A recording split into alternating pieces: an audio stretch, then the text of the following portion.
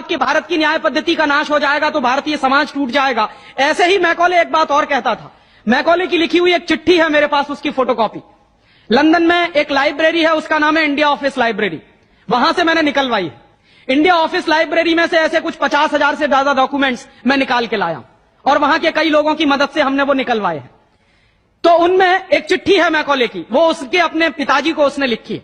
जब वो यहां ऑफिसर बन के आया है तो मैकॉले क्या लिख रहा है कि भारतीय समाज को अगर बर्बाद करना है तो भारतीय न्याय पद्धति बर्बाद करो। तो वो करने के लिए उसने आईपीसी बना दिया, सीआरपीसी बना दिया, सीपीसी बना दिया और बर्बाद हुई।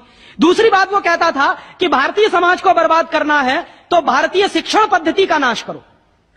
तो मैकॉले कहा करता था कि जो भारतीय शिक्षण पद्धति है, वो खुद मानता था इस बात को, यह दुनिया की सबसे ज्यादा विकसित और सबसे अच्छी पद्धति। क्या होता था, यहां गुरुकुल चलते थे, गुरुकुलों में विद्यार्थी पढ़ते थे और विद्यार्थी 20 साल तक, 25 साल तक ब्रह्मचर्य का पालन करते हुए शिक्षा ग्रहण करते थे, संस्कार मिलते थे और वो संस्कार लेकर समाज में जाते थे। उन्हीं संस्कारों से संस्कृति बनती थी और वही संस्कृति भारतीय संस्कृति कहलाती थी। ऋषि थे, मुनि थे, बड़े बड़े ज्ञानी थे, महात्मा थे, वो गुरुकुलों को चलाया करते थे और सारे के सारे गुरुकुल जो चला करते थे उनमें वेदों का अध्ययन, पुराणों का अध्ययन, उपनिषदों का अध्ययन, जो भारतीय ज्ञान है, जो भारतीय मनीषा है, उन्हीं सबका अध्ययन संस्कृत के माध्यम से कराया जाता था। मैकॉले ने क्या किया कि गुरुकुलों का नाश अगर करना है तो उसने एक कानून बनाया। क्या कानून बनाया? संस्कृत में जितने विद्यालय इस देश में चलते थे, हिंदुस्तान में अंग्रेजों के जमाने में, उन सबको उसने इल्लीगल घोषित किया, गैर कानूनी। और उसने प्रतिबंध लगा दिया कि संस्कृत भाषा के माध्यम से कोई भी गुरुकुल चलेगा उसको अंग्रेजी सरकार मान्यता नहीं देगी। तो मान्यता किसको देगी? अंग्रेजी के माध्यम से जो कॉन्वेंट स्कूल चलेंगे उनको अंग्रेजी सरकार मान्यता देगी। और उसके लिए बाकायदा उसने कानून बनाया। उस कानून का नाम है इंडियन एजुकेशन एक्ट। और यह इंडियन एजुकेशन एक्ट लागू हुआ 1858 में, आज से लगभग 140 साल पहले। तो 140 साल पहले जो कानून लागू हुआ था अंग्रेजों के जमाने में, वही कानून आज भी चल रहा है। उस कानून के आधार पर मैकॉले ने क्या किया?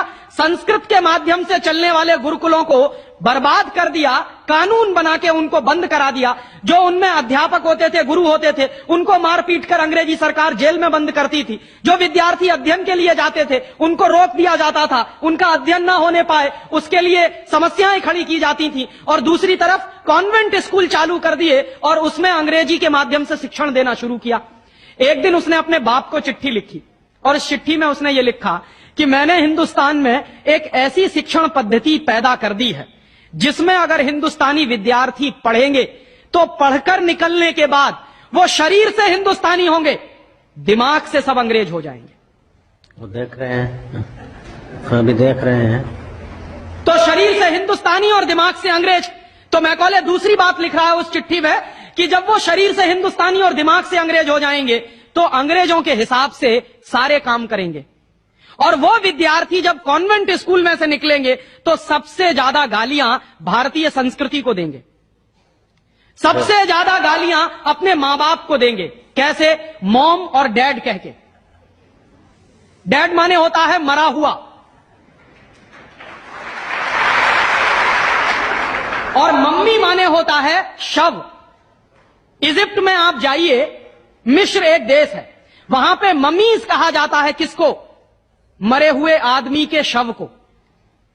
तो हमारी मां हो गई मम्मी, मम्मी, और पिताजी हो गए डैड। आया कहां से ये? मैकॉले ने डाल दिया हमारे दिमाग में। और मैं ये कहता हूं कि मैकॉले तो मर गया, उसका बाप भी मर गया, सब मर गए, भगवान उनकी आत्मा को शांति दे, लेकिन उसकी जो आत्मा है वो हम सब में प्रवेश कर गई है। और कैसे प्रवेश कर गई है? मैं आपको ये इतिहास की सच्चाई बता रहा हूं कि जिस जमाने में मैकॉले ने इस देश में सबसे पहला कॉन्वेंट स्कूल खोला था कलकत्ता में, वो कॉन्वेंट स्कूल चला नहीं, बंद हो गया। क्यों बंद हो गया? क्योंकि कोई भी भारतीय मां बाप अपने बच्चे को कॉन्वेंट में पढ़ाने को नहीं भेजता था। अंग्रेजों के जमाने की बात बता रहा हूं। अंग्रेज अपनी पूरी ताकत लगाकर भी इस देश में कॉन्वेंट स्कूल चला नहीं पाए, लेकिन अंग्रेजों